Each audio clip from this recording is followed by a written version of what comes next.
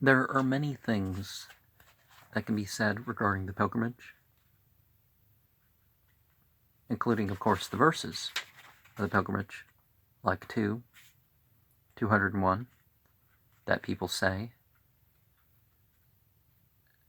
at the Yemeni corner. You know, the cube at Mecca, the Kaaba,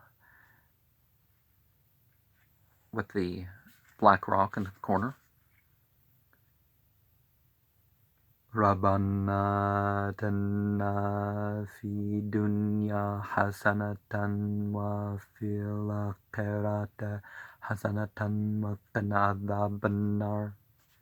And you know, that doesn't mention that, but our Lord,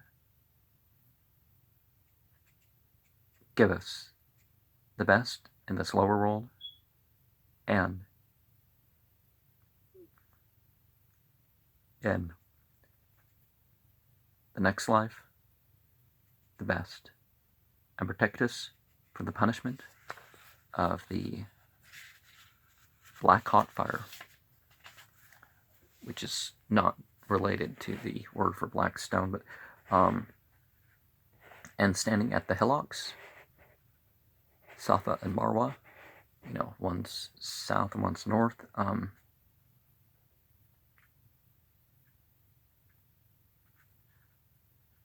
Inna Safa wal Marwata min sha'irillah. Indeed, Safa and Marwa are places of worship of God.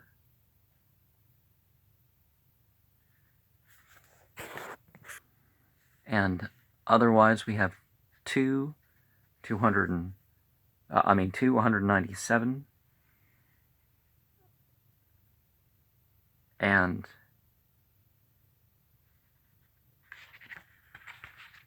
197 to 203.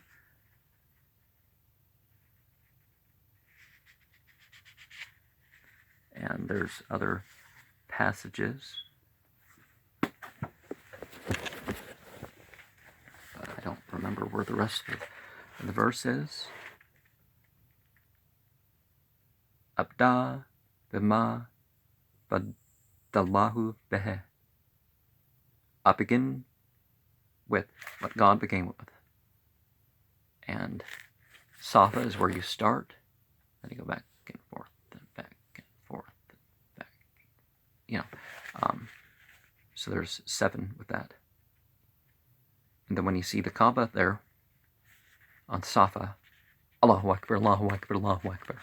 God is greater than, God is greater than, God is greater than. And then 3 times, La ilaha illallahu wahdahu la sharika lahu lahul mulku wa lahul hamdu wa huwa ala kulli shay'in qadir.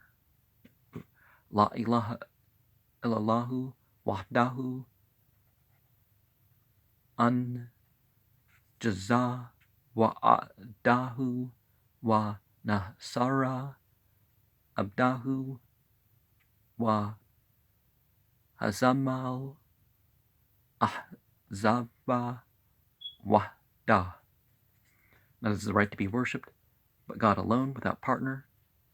To him belongs all sovereignty and praise, and he is over all things omnipotent. None is the right to be worshipped except God alone.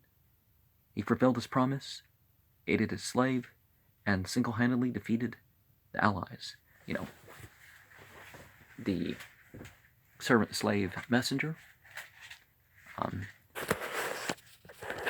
I know to the English or the Western mind it doesn't, you know, but it's a path of surrender to God. Now, on the 9th day of the 12th month,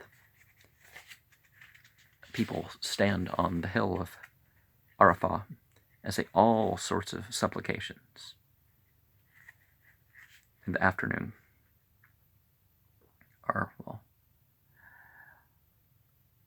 La ilaha illallahu wahdahu la sharika lahu lahul mulku Walahul hamdu wa huwa ala kulli shay'in qadir.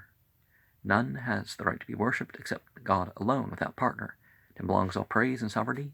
He is over all things omnipotent. And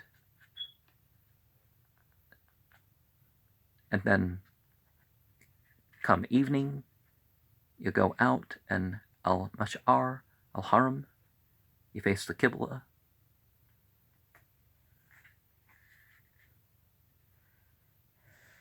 Extol the greatness and oneness. Oh, and and you're there until the sun shone.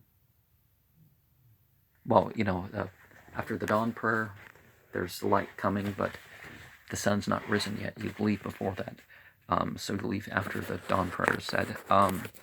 But the pebbles that you collect, you stay at the tent city, you collect the pebbles where you're going to collect the pebbles. Some say you want at least 21, but preferably people take 49 pebbles. And when each of the 3 pillars, that on the 10th, 11th, and 12th and 13th day, I guess you can, but typically people just on the 10th day, they get it done with. At the pillars, they throw stones saying, Allahu Akbar, God is greater than.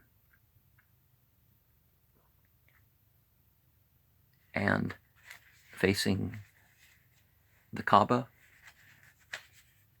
and raising your hands and supplicating after you finish with each pillar that you're finishing with. That's interacting, dealing with the shadows, you could say. When Abraham was tempted at the 3 places, that's what that's about. It's not that the devil's standing there and you're like, no, it's enacting that method. The black stone, every time you reach the black stone, pointing at it and saying, Allahu Akbar, God is greater than. And no, the black stone wasn't a Hubal idol. They had a Hubal idol on top of the Kaaba during the time of Prophet Muhammad until after the conquest, when these idols and stuff were removed. But, so the moon god is that sort of thing, like a personified spirit of the moon or something. It's never been said in that respect. I mean, as far as authentic, it's very much easily refuted. People have claimed it more recently, but I mean, Hubal was something mentioned in other Semitic culture, so it's a common thing worshipped.